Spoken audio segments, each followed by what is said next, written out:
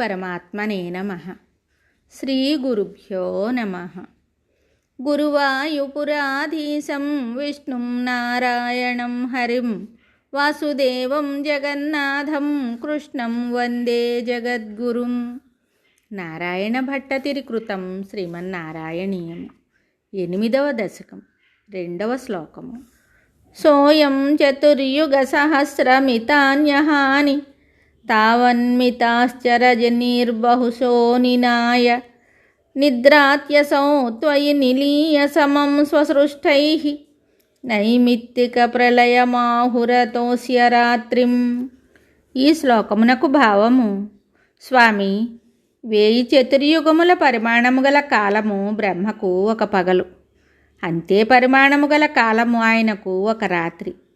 ఇంతవరకును ఆయనకు ఇలాంటి పగళ్ళు రాత్రులు ఎన్నో గడిచిపోయాయి. రాత్రులయందతడు తాను సృష్టించిన చరాచర జగత్తుతో పాటు నీలో విలీనమై నిద్రిస్తాడు. బ్రహ్మదేవుడు ఇలా నిద్రించి ఉండు రాత్రిని నైమిత్తిక ప్రళయము అని అంటారు. మరి ఒక శ్లోకంతో మళ్ళీ కలుద్దాం. శుభం.